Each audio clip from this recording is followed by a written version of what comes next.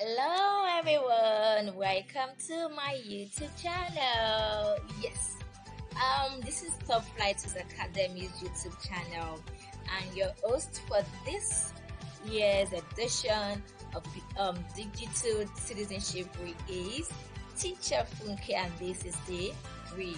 So if you are here to watch the sections on day 1 and day 2, please, after this session, you can take a pause or you watch after this session. And if you're here to subscribe to this YouTube channel, so please just click on the subscription button so that you will be one of those that will get the notification about new posts, new updates. Thank you. So a brief recap on the teaching solution called Digital Citizenship, which has to do with the right use of the internet and digital technologies.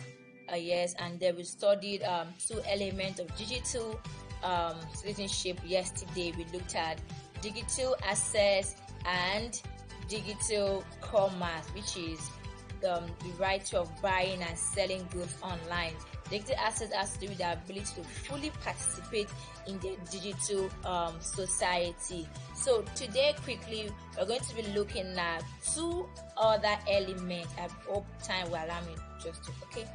2 other elements of digital society, digital citizenship. Firstly, we're going to talk about digital communication and digital literacy.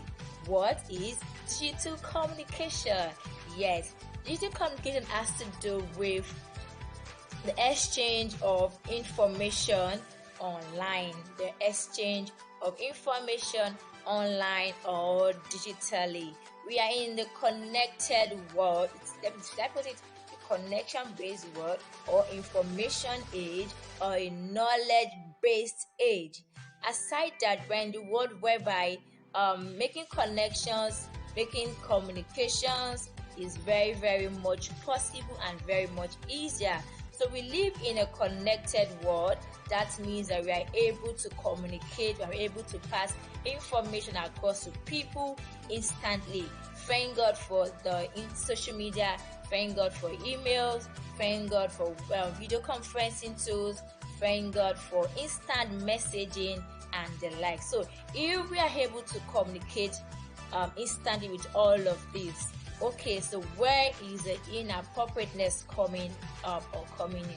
So where we have inappropriate use of digital communication is when we have people using this medium in the wrong way. Let me tell you this scenario. A teacher is in the class passing instruction to the learners, and then her phone gets to beep or to ring. What happens? I was once in that shoe when I was in the class, okay, having a lesson, and then bim, my phone rang. And what happened? The whole class was turned upside down. My pupils were actually singing the ringing tone aloud to me. So it took me like 5 to 10 minutes to calm them down. And then the truth is that in that particular scenario, some of them were already out of the class. Their mind has traveled. So I had to use another 5 minutes to do a recap, to reteach what the lesson before the interruption. So some of them that are allowed to bring technology or phones to school, what did they do in the class?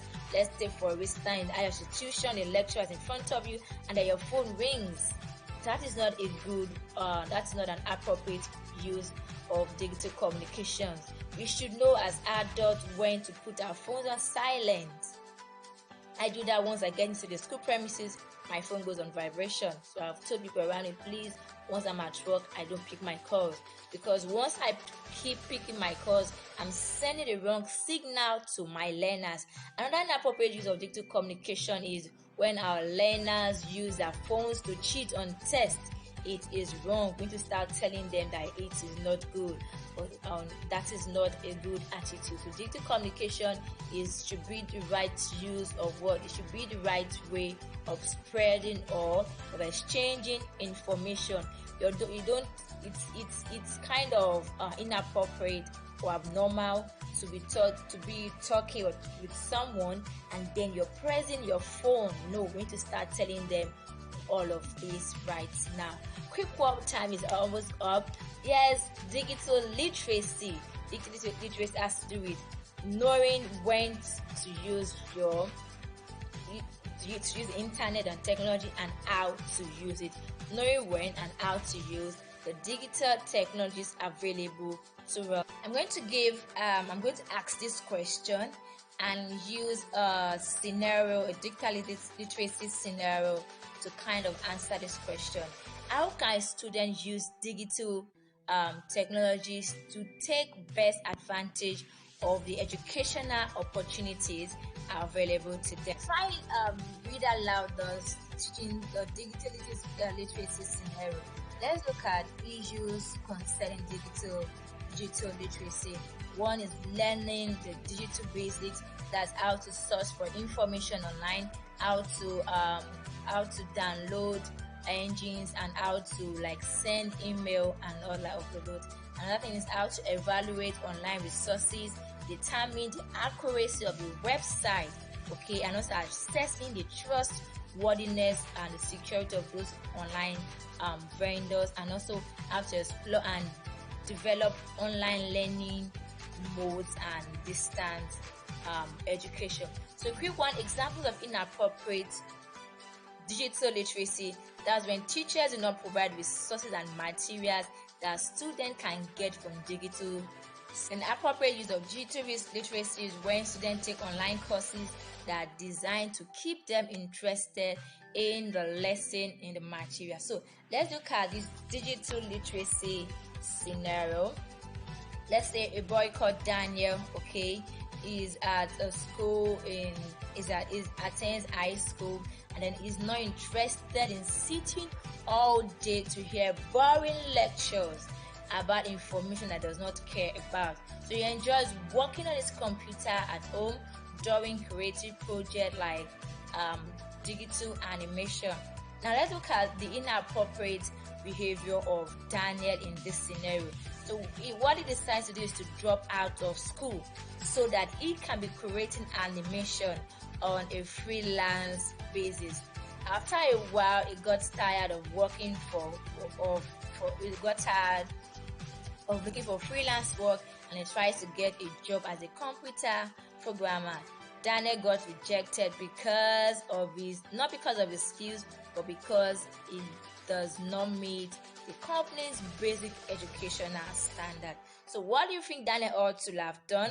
Okay, he ought to have spoken to his parents about his disillusionment and frustration attending school, and then Daniel and his parents can then meet the school counselor who will tell them what to work best for Daniel.